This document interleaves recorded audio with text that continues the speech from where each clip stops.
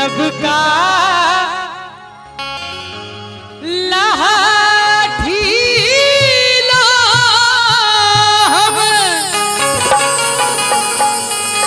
करब श्रृंगार हे जग जननी मैया।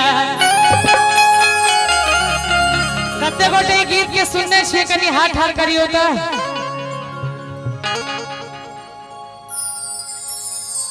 एक बार फिर से ठाड़ करियो तो सब गोटे सुनने छिए। अहाँ सब लोग मोबाइल है ना, सब लोग है मोबाइल, कियो छुटल नहीं है।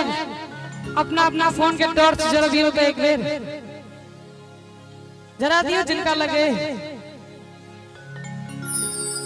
अहाँ दोनों लगे हमरा बुझल है। बस एतबे गोटे लग छे बस। चाची यहाँ लग नहीं है, नहीं है अखनो नोकिया वाला छन चाची लोग की करती। ओहो नोकिया फोन अपना समय के हीरो रहे की।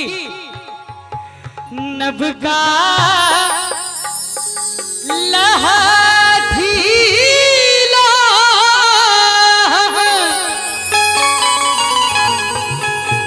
करब श्रृंगार हे जग जननी मैया। ताली बजेबे सब गोटे, उठाबियो दोनों हाथ एक बेर और ताली बजाकर जगमग करते आहा के दरबार हे जग जननी मैया। जगमग करते आहा के दरबार हे जग जननी मैया। नभ का लाठी लो करब श्रृंगार हे जग जननी मैया। नभ का लाठी लो करब श्रृंगार हे जग जननी मैया। जगमग करते आहा के दरबार हे जग जननी मैया। जगमग करते आहा के दरबार हे जग जननी मैया।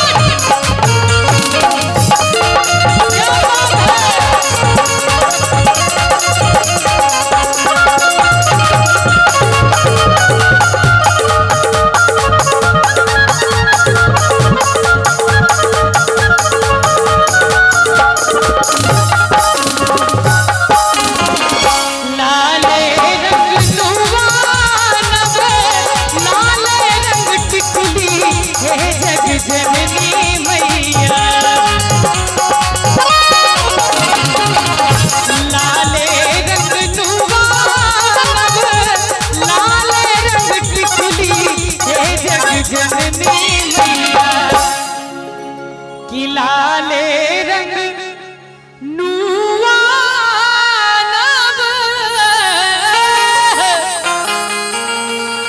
लाले रंग टिकुली हे जग जननी मैया। और ताली बजबा के ठेकाई है सब लेने छथिन। अहाँ सब जो है सब गीत निक लगैया कि इहो सब लगैया, सब कुछ अच्छा लगता है।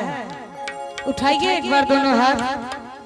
अहाँ सब इनका सबके मर्द छथिन ना, और जगह मर्द बने छथिन। ताली बजबा काल में कथी होइ छै। उठाबियो दोनों हाथ। आप सिर्फ अहाँ सब ताली बजाइए। कनी पाछुओ से लाले अरहुल के देवैया हे जग जननी मैया।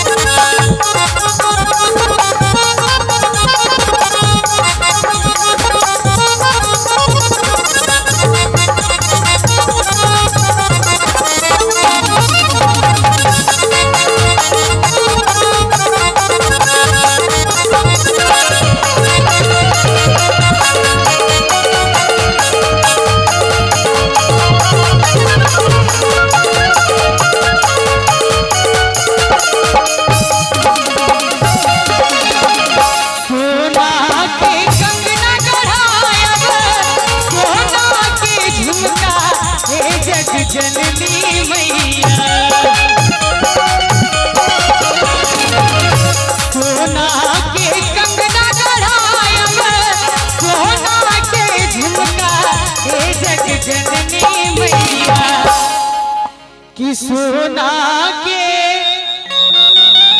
कंगना गढ़ायब सोना के झुमका हे जग जननी मैया और तई पर सोनपुर के झलका हे जग जननी मैया तई पर सोनपुर के झलका हे जग जननी मैया।